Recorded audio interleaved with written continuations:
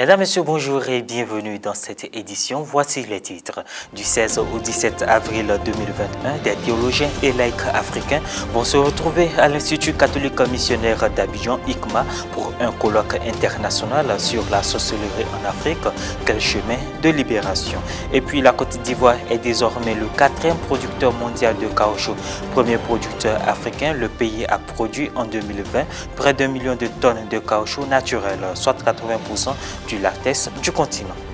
Je vous le disais en titre, l'Institut catholique missionnaire d'Abidjan ICMA organise du 16 au 17 avril 2021 un colloque international sur le thème de la sorcellerie. Anthropologues, philosophes et théologiens de plusieurs pays africains réfléchiront à comment s'en libérer définitivement. On en sait davantage avec Roxane Enou.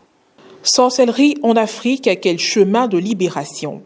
La question sera au cœur du 8e colloque international de l'Institut catholique missionnaire d'Abidjan, ICMA, prévu les 16 et 17 avril.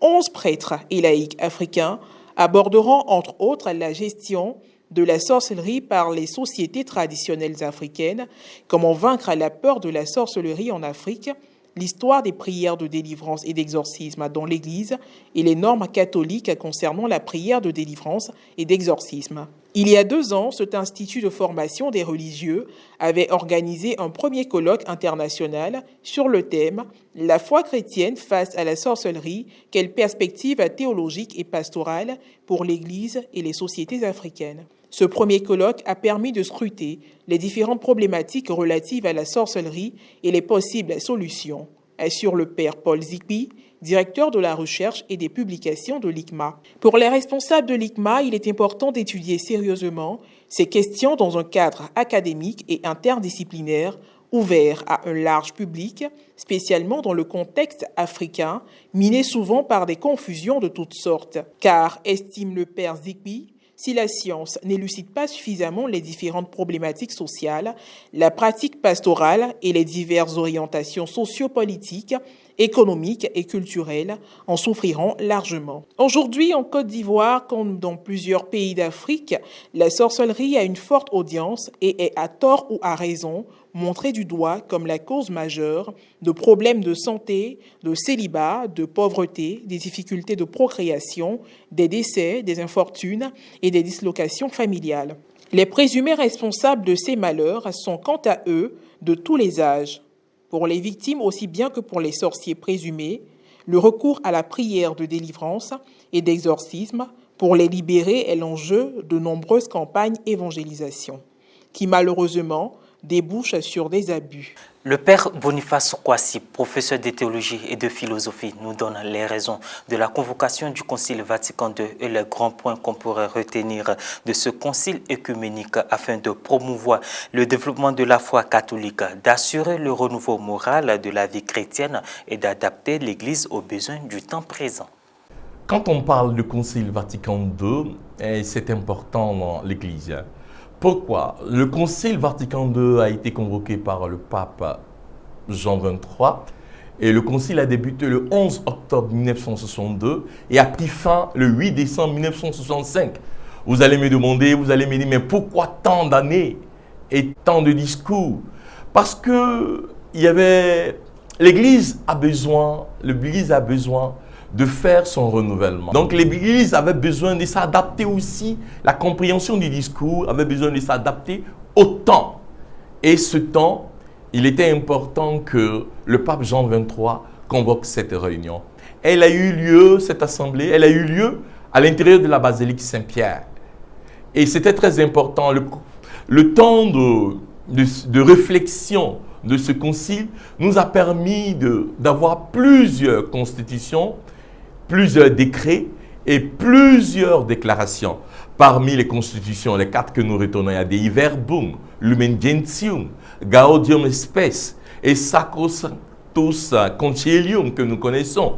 Et comme déclaration, nous avons Nostra Aetate, Dignitatis Humanae que nous connaissons et décret. Souvent nous rappelons ce décret fameux, Ad gentes, aller vers les peuples. Durant ce concile, il est important de signaler que les Africains ne sont pas restés muets.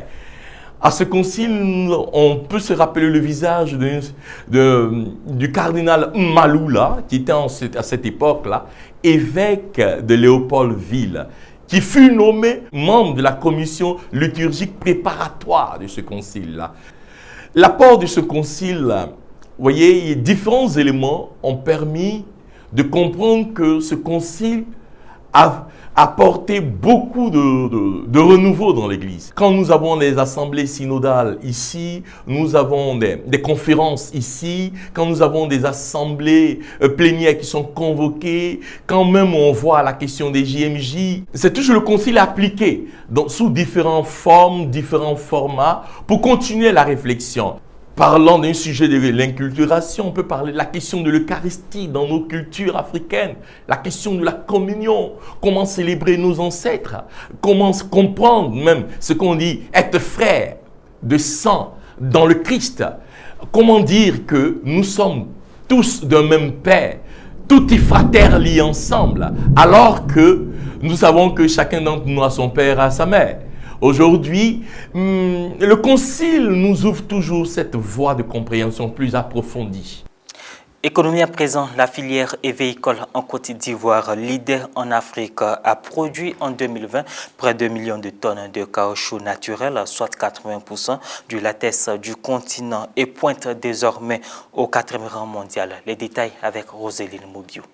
La filière évéicole en Côte d'Ivoire a produit en 2020 près d'1 million de tonnes de caoutchouc naturel, soit 80% du latex du continent, et pointe désormais au 4e rang mondial derrière les pays asiatiques, la Thaïlande, l'Indonésie et le Vietnam.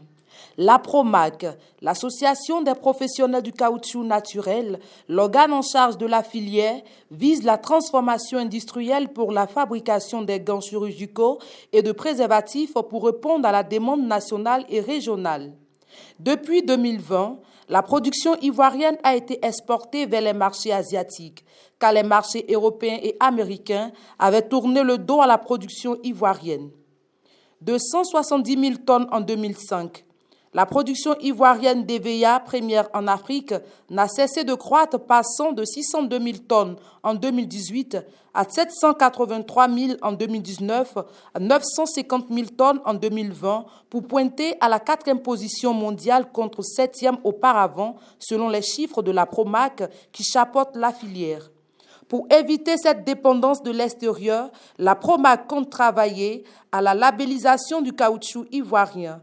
En Côte d'Ivoire, l'EVA occupe une place importante au sein du secteur agricole ivoirien, moteur du développement économique du pays, car il contribue largement aux recettes de l'exportation. Sport, pour mettre fin à cette édition, le relais de la flamme olympique a été lancé à Fukushima le jeudi 25 mars, marquant le début d'un compte à rebours de 4 mois avant l'ouverture des Jeux olympiques d'été de Tokyo, qui avaient été reportés d'1 an et seront les premiers organisés durant une pandémie mondiale. Morel Poti. 1 an que la flamme attendait. Au Japon, le relais de la flamme olympique a enfin débuté. Et ce sont les championnes de la Coupe du Monde de la FIFA 2011 qui ont allumé et accompagné la première torche depuis le département de Fukushima. Tout un symbole 10 ans tout rond après la catastrophe. La flamme olympique qui doit ouvrir la voie aux Jeux de Tokyo, reportée d'1 an, n'a pas eu l'accueil habituel, pandémie oblige. Les spectateurs ont été tenus à l'écart de la cérémonie et du premier tronçon. Les mesures seront un peu moins rigoureuses sur la suite du parcours. 47 départements traversés en 121 jours avec la participation de 10 000 relayeurs. Le coup d'envoi des JO de Tokyo 2020 sera donné le 23 juillet prochain, sans spectateurs venus de l'étranger, là encore en raison du Covid-19. Quant aux Japonais, à en croire les sondages, ils n'y sont guère favorables, redoutant une flambée des contaminations. Mais le comité d'organisation espère encore raviver la flamme et invoque les vertus fédératrices de l'événement mondial. Fin de cette édition. Merci de l'avoir suivi. Excellente suite de nos programmes sur Ecclesia TV.